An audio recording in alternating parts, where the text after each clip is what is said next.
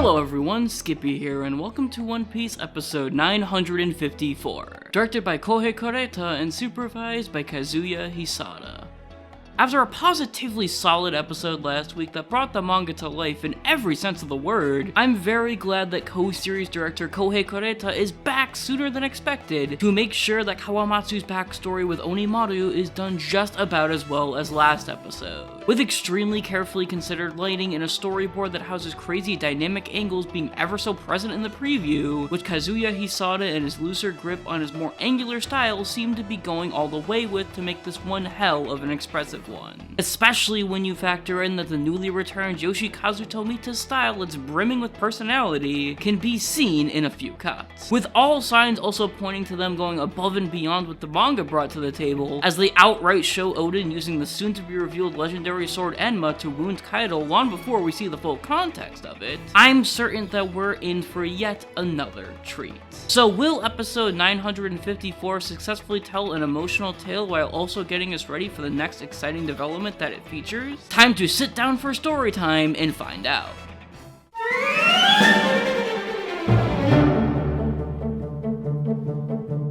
This episode covers the remainder of chapter 953, and beat for beat really isn't all that different from the content it's adapting, but it's got a few small differences that make it a much better story regardless. There's a tiny bit of rearranging to bring Kawamatsu trying to off himself under the rest of the flashback instead of before it, and there's a tiny bit of filler of him fighting some goons before the flashback, as well as a small addition of Zoro's interest in Enma peeking after he already describes the sword, but it's really how certain scenes are adapted and extended in terms of tone that might be small, all things considered, but go a long way in strengthening the bond between Kawamatsu and Onimaru in the flashback by making him more fun-loving and carefree when first taking care of him by feeding the food that he needs to heal, and by making the entirety of the original Gyukimaru scene act out more as a synchronized combo attack, which is helped even more by making it feel like a kabuki play in terms of Kawamatsu stating his fake name, which makes it so much more fun. That and a few other small but not super significant changes, like changing how Kawamatsu got caught when stealing tofu, don't really change the source material masses, which is a good thing when it's already great to begin with. But it ends up giving it more soul and context to certain plot beats and the friendship between the Kappa and the Fox that is greatly appreciated and helps the episode feel all the more sentimental when we hit towards the end. Couple that with satisfying music choices from Kureta that always feel as if they fit the content, and you've got a pretty damn solid chapter turned into an even more solid anime episode. It understands that its base content is nothing to scoff at in terms of importance to the story, and doesn't try to fix what ain't broke in terms of the overall structure of it. But it also adds some much needed humanity that personalizes the involved characters even more, which serves to keep you more engaged throughout it all, which is something that Kureta's storyboard also manages to effortlessly achieve.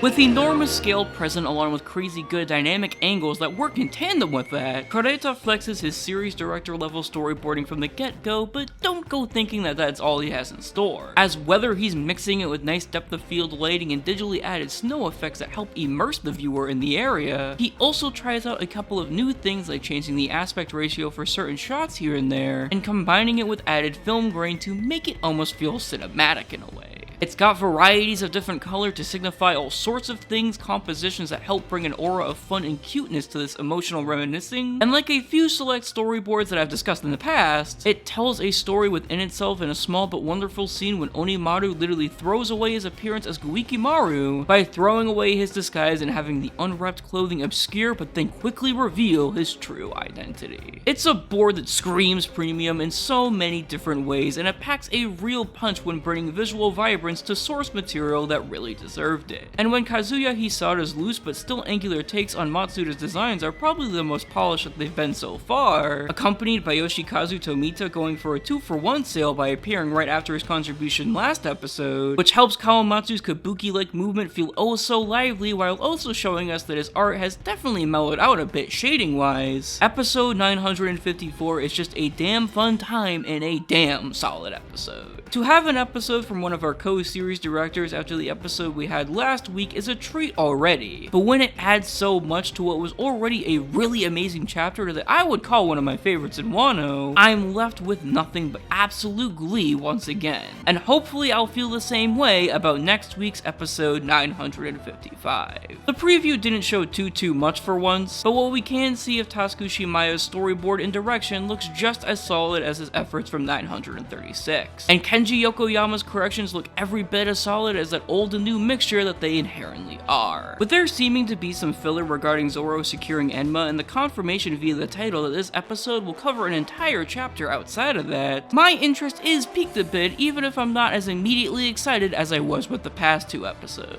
Anyways guys, that's it for now. I'm Skippy, and thank you so much for doing Puffy Chikiyori so well, Ichikawa.